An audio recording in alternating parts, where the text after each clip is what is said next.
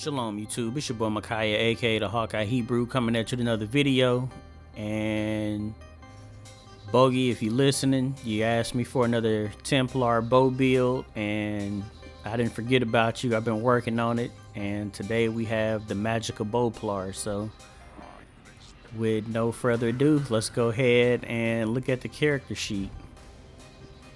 So we have 21,000 max magicka, we have 29,000 max health, we have 15,700 max stamina. Our recoveries are coming in at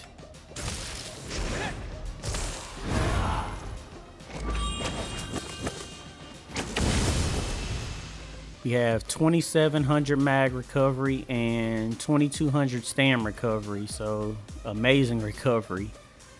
As far as our weapon and spell damage, we are looking at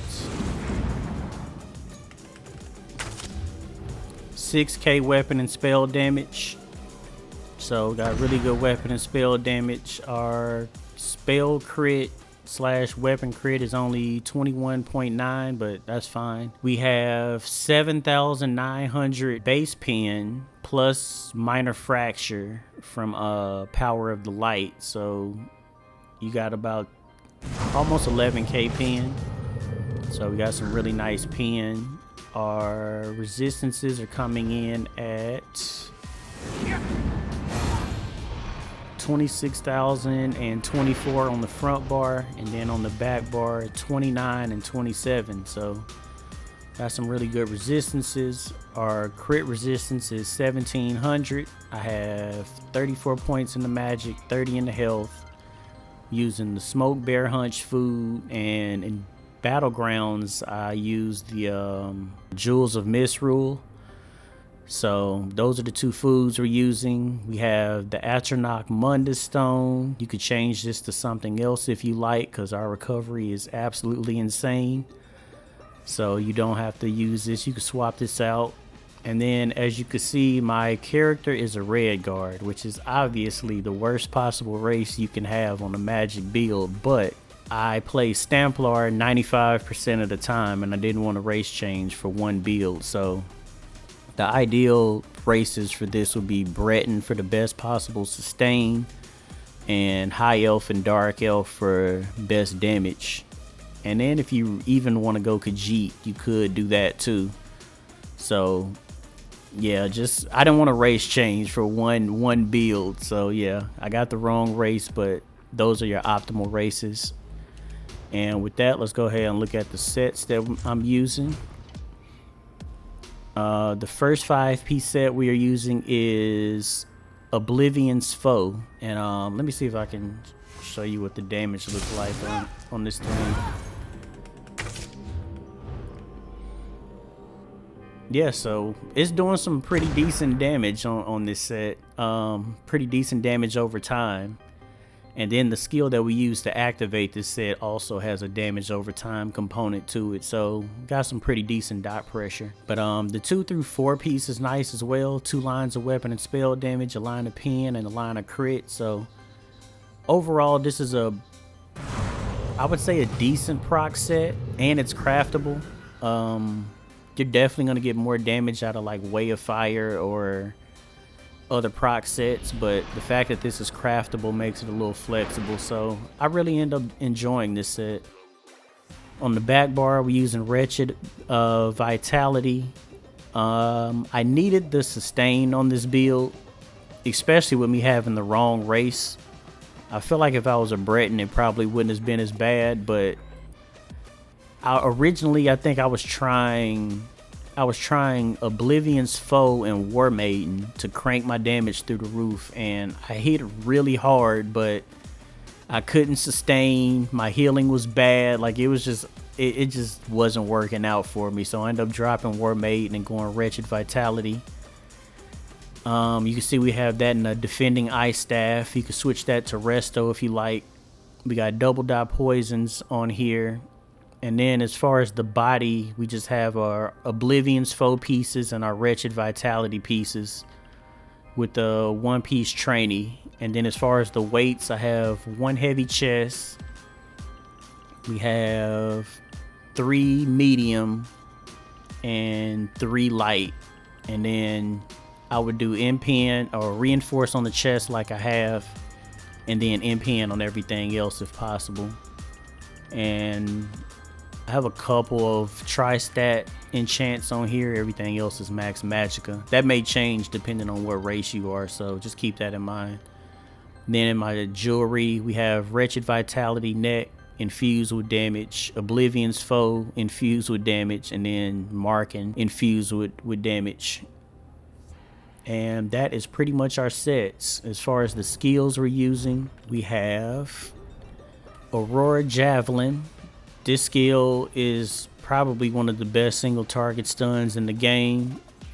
It ignores the enemy's resistances. It can't be blocked.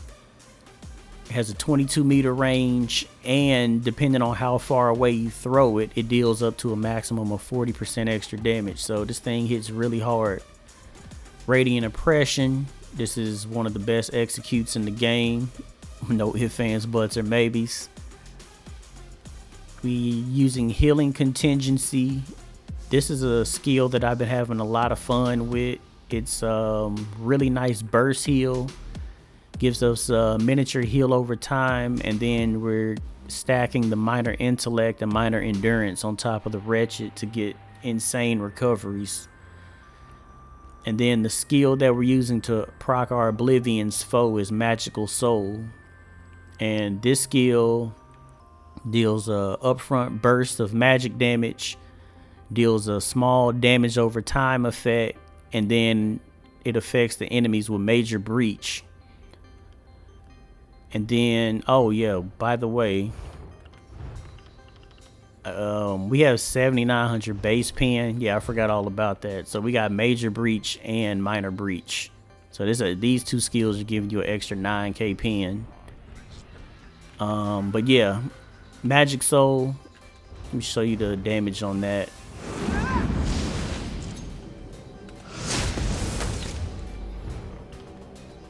$8,800 damage, so it's not bad at all. It's dealing a decent amount of burst damage, and we're lining that up with Power of the Light, so you got like a 6-second burst window. I didn't have the script for this, but the one that I wanted to use was keep the magic damage. I wanted to use Anchorite's Cruelty, but I don't have it on this character, so this will give you a extra Oblivion damage, which is you can mitigate Oblivion damage, and then it also has like a miniature execute scaling to it. So this is the version that I wanted to use, but unfortunately I had to use the Lingering Torment script.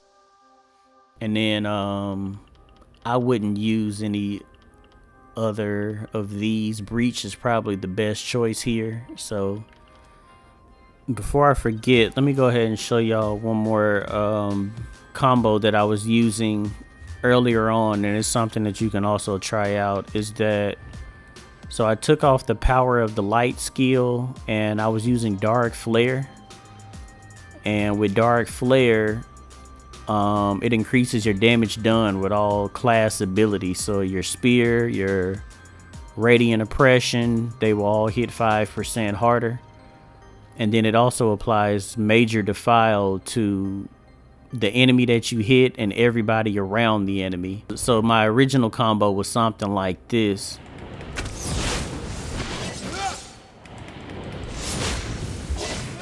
And it felt good, but the reason why I stopped using Dark Flare is because there's so many people using Destruction Staff now, and they're spamming Crushing Shot. And this skill, if you're casting an animation like Sniper Dark Flare, this skill interrupts you. And being interrupted in this game is one of the longest stuns in the entire game. Like, it throws off your whole entire damage rotation. So that's the reason why I quit using Dark Flare. But I just thought that I'd show y'all that in case you wanted to try it out. This does hit harder than the Power of the Light skill, but I don't know, I wasn't a big fan of being interrupted in the middle of my burst combo, so I took this off and just swapped it out for Power of the Light. But yeah, that's our front bar skills. And then I finally leveled up my mage guild for the first time in 8 years and got Ice Comet. And after using it for a while, I'm kind of on the fence about it. In some situations, it's absolutely god tier. And then in other situations, it's super easily counterable. Even with me having Javelin and being able to stun enemies, I feel like in some situations, I would rather use the bow ultimate for just better single target damage. But the beauty of this is you can cast it and then you're not really stuck in an animation. So I don't know, maybe I'm just still getting used to it. It's really good in some situations, and I feel like when you're fighting really good people, they predict it and it just does absolutely nothing. So that's my ulti. We have Degeneration on the back bar. This is how we get in our major brutality sorcery buff. Channel Focus. This skill's giving us even more recovery. And our armor buff. We have Honor the Dead. This is a really good single target burst heal, and if you use it under 75% health, it restores 18% of the ability's cost as magic, so you get some mag back if you use it within the ideal time frame. Resolving Vigor, our heal over time / minor resolve, and Race Against Time. This is giving us our speed buff, snare removal, giving us some extra crit damage. And then you're probably wondering why I have Ice Comet double slotted. So let me go ahead and show you that so it makes sense. You don't have to do this, but